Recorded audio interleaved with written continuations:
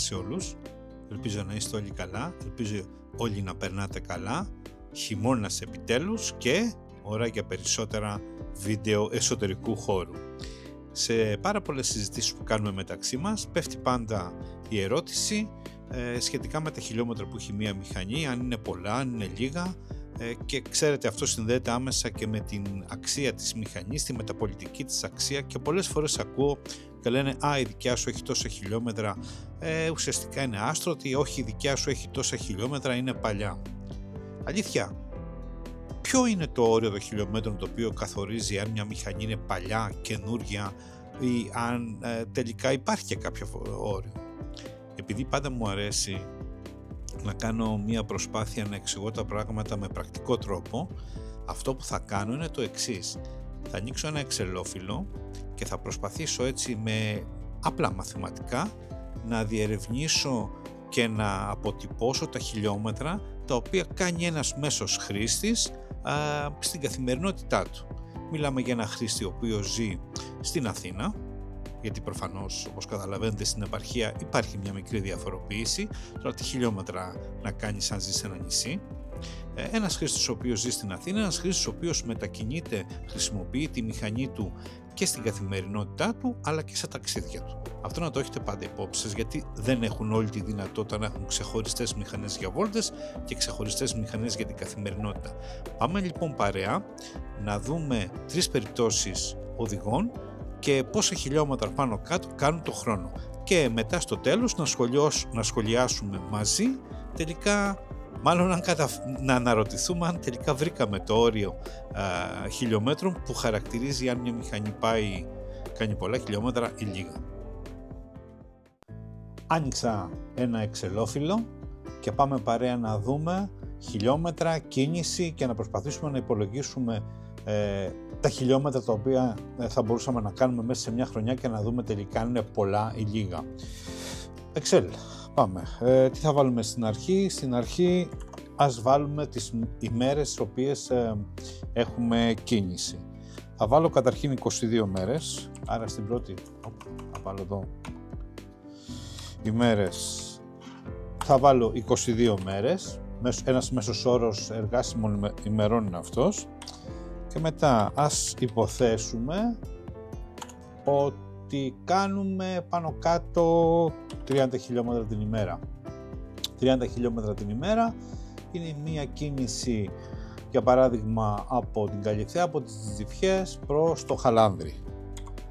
Οπότε συνολικά τα χιλιόμετρα που θα κάνουμε το μήνα μόνο για τη δουλειά μας και για έτσι μερικές άλλες κοντινές εργασίες είναι χιλιόμετρα μήνα, είναι προφανώς αυτό το άνοιξα στο Excel, είναι αυτό το κουτί επί αυτό, 660 χιλιόμετρα, και τα χιλιόμετρα του χρόνου. Ξέρω ότι θα βάλετε και τις διακοπές, θα πεις μου εντάξει δεν μπορούσαμε να κάνω κάτι διαφορετικά. Τα χιλιόμετρα του χρόνου είναι αυτό το κουτί επί 12 θα βάλω, 7.920 χιλιόμετρα το χρόνο. Βέβαια εδώ πρέπει να προσθέσω και μερικά χιλιόμετρα τα οποία προκύπτουν από βόλτες και από ταξίδια,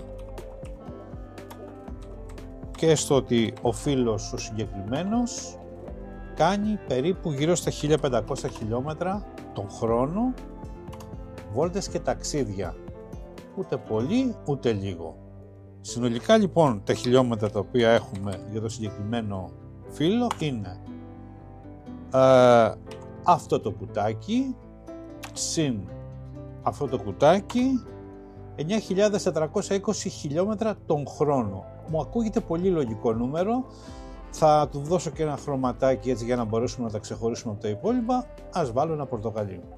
Τώρα υπάρχει και ο άλλος ο φίλος, ο οποίος στις 22 μέρες τις εργάσιμες του μήνα δεν κάνει 15 και 15-30 χιλιόμετρα την ημέρα, κάνει πολύ λιγότερα. Ας πούμε ότι κάνει, θα βάλω 10 χιλιόμετρα, πολύ λίγο μου φαίνεται. Ας βάλω 15, τα μισά. Συνεπώς, τα χιλιόμετρα του μήνα είναι, κοπιάρω από εδώ τη φόρμουλα και θα τη βάλω εδώ τα μισά, 330. Και τα χιλιόμετρα του χρόνου είναι, πάλι κοπιάρω τη φόρμουλα, 9.360, ούτε 4.000 χιλιόμετρα. Και ας πούμε ότι ο φίλος αυτός δεν πάει πολλές βόλτες, δεν πάει πολλά ταξίδια, του βάλω και 600 χιλιόμετρα, ίσα ίσα κάνει μερικές κοντινές αποδράσεις, οπότε συνεπώς τα συνολικά χιλιόμετρα του πιο οικονομικού φίλου είναι αυτά εδώ, συν αυτά εδώ, 4.500 χιλιόμετρα. Εδώ θα του βάλω ένα άλλο χρωματάκι, ας το βάλω ανοιχτό πράσινο. Και τέλος υπάρχει και ο φίλος ο οποίος δεν κινείται μόνο 22 μέρες, κινείται πολύ παραπάνω, ας πούμε ότι κινείται, δεν θα βάλω 30, ok, ας βάλω 27 μέρες και δεν κάνει μόνο 30 χιλιόμετρα την ημέρα, ας πούμε ότι κάνει 45, λίγο παραπάνω. Οπότε τα χιλιόμετρα του μήνα του είναι Ctrl-C, Ctrl-V, 1250, και τα χιλιόμετρα του χρόνου του είναι Ctrl-C, Ctrl-V, 14.500 χιλιόμετρα, και ας πούμε ότι είναι και πιο ταξιδιάρης, δεν κάνει μόνο, κάνει και ένα λίγο πιο μακρινό ταξίδι, πάει και τίποτα Βαλκάνια και τα λοιπά. Εντάξει, δεν θα βάλω πάρα πολλά, ας πούμε θα βάλω 2.000 χιλιόμετρα, κοντινά Βαλκάνια. Οπότε τα συνολικά χιλιόμετρα που θα κάνει είναι 1.450 συν τα 2.000, κοντά 17.000 χιλιόμετρα. Ας τον βάλουμε αυτόν έτσι με ένα πιο έντονο χρώμα, κόκκινο. Τρεις διαφορετικές περιπτώσεις λοιπόν, ένας μεσαίος χρήστης με 9.500 χιλιόμετρα, ένας πάρα πολύ οικονομικός χρήστης, ίσα ίσα μετακινεί τη μηχανή του, και ένας χρήστης ο οποίος τη μετακινεί αρκετά. Πάμε να πούμε λοιπόν τα τελικά μας συμπεράσματα. Ελπίζω το Excel να μας βοήθησε όλους να έχουμε έτσι μια εικόνα με αριθμούς. Πάμε να δούμε στην αποφώνηση αν τελικά τα χιλιόμετρα τα οποία κάνουμε είναι πολλά ή λίγα. Λοιπόν, τι λέτε, καταφέραμε να βρούμε αυτό το όριο? Ο φίλος ο οποίος κάνει μόνο 3.500 χιλιόμετρα είναι κάποιος ο οποίος δεν χρησιμοποιεί τη μηχανή του και άρα έχει η μηχανή αυτή μεγαλύτερη αξία? Ναι, ενδεχομένως. Σε σχέση με το φίλο που έχει 17.000 χιλιόμετρα, δεν ξέρω. Μια μηχανή, η δικιά μου άποψη ποια είναι, μια μηχανή η οποία κάνει τις συντηρήσεις της, είναι προσεγμένη, για αυτήν τα χιλιόμετρα δεν είναι πρόβλημα. Προφανώς, αν βρείτε μια μηχανή, τώρα μιλάμε για μεταχειρισμένες, η οποία έχει λίγα χιλιόμετρα, καλό είναι να καθίσετε να κάνετε κι εσείς αυτούς τους υπολογισμούς και να πείτε μια στιγμή που ζει ο συγκεκριμένος φίλος που πουλάει. Ζει για παράδειγμα στο Ηράκλειο. Πόσα χιλιόμετρα κάνεις μέσο όρο το χρόνο στο Ηράκλειο? Για μετακινήσεις για το ένα και το άλλο κάνεις, ας το πούμε, 10.000 χιλιόμετρα, 11.000 χιλιόμετρα. Γιατί έχει η συγκεκριμένη μηχανή στα 5 χρόνια 1.000 χιλιόμετρα? Και εκεί αρχίζουν οι ερωτήσεις.